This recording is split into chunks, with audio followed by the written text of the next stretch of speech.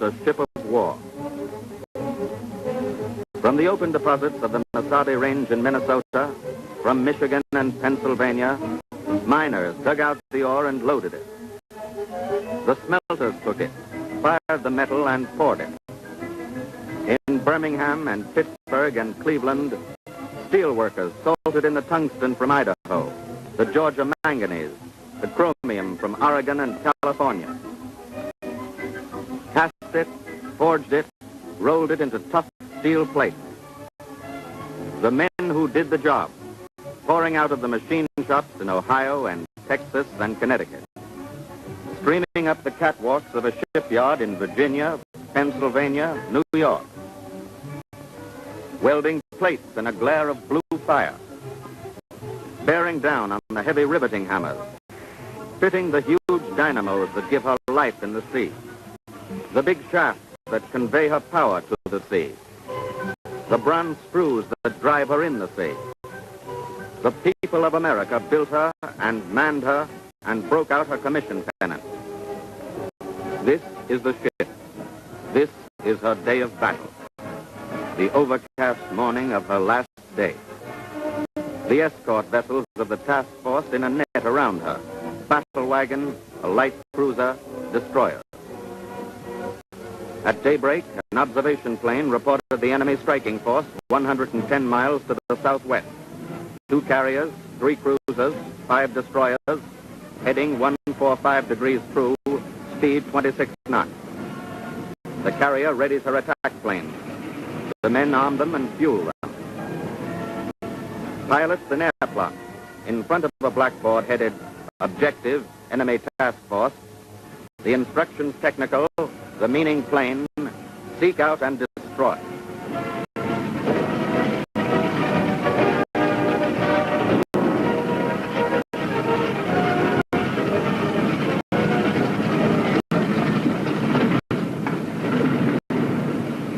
The ship puts up her attack squadrons in regular order. The dive bombers, the scout bombers, and the heavy torpedo bombers, wings folded out and locked tight.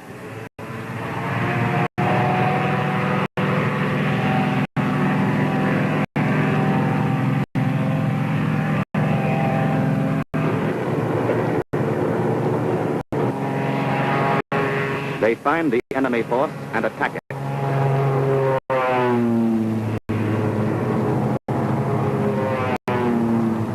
But the enemy planes, too, have found the American carrier. The alarm gongs go off in berth. Condition A, general quarters. Shutter signals to the escort. Compartment doors dug tight. The big ship is driving up to full speed, turning hard into the wind. She gets off her defensive fighter.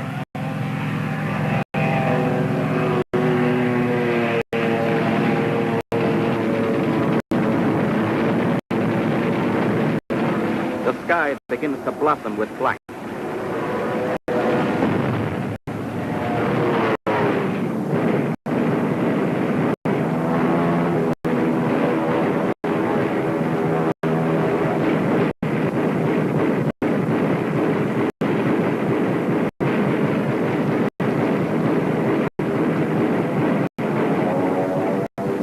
One enemy plane goes down, a long diagonal into the sea.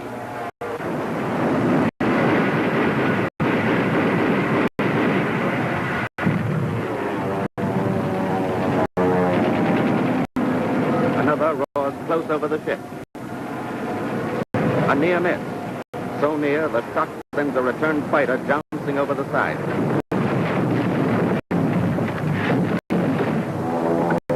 The ship is heeled and rushing, driven hard to elude the dive bombers.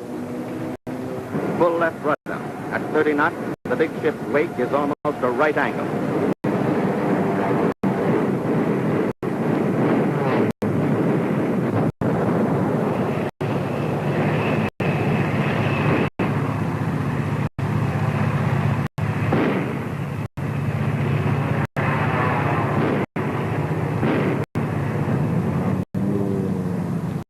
A few of her planes, out of ammunition, get down as the first attack breaks off.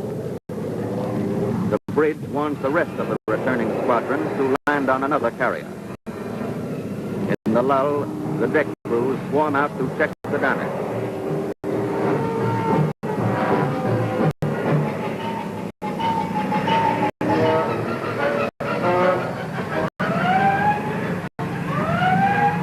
Once more, the alarm gong. Hard right rudder, the ship heels away from a new attack.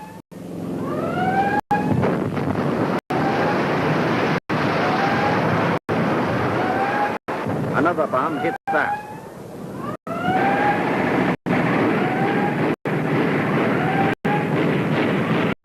The battle wagon puts every useful gun into action.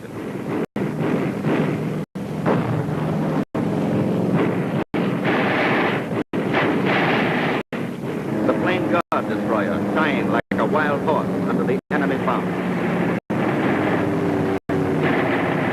Freighter looping up at a plane. Sky darkened with small thunderheads and flash.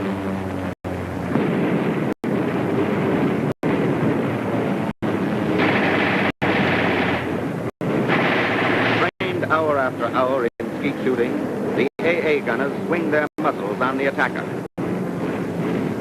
Another enemy plane is hit, flaring in bursts.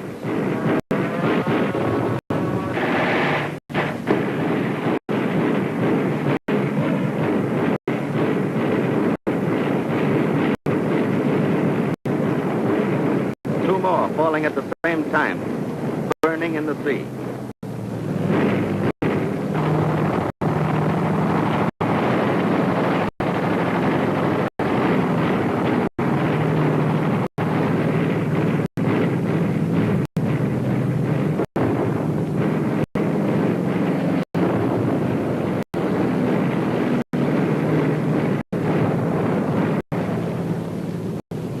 The ship takes another bomb through the flight deck.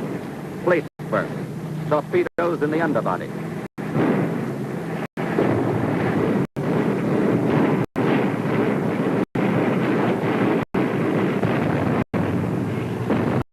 The damage control men snake out their long lines. Once more, battle for the life of the ship. But the smoke rolls up. Fires out of control. The escort vessels stand by to take off her crew. This is the afternoon of the day of battle. By day, a cloud of fire by night. The ship is lost, the battle won. Won by the men who built her and the men who manned her. At the Marshall and Gilbert Islands, in the Coral Sea, at Midway and Salamaua, Santa Cruz, Cape Esperance, Casablanca, Guadalcanal. New ships for the ships they fought so well. Hull after hull going down the ways. New planes lifting off their decks, the Avengers and Corsairs. The worker, too, is a fighter. The battle gongs clang for him, too. The American people are building the ships and the victory.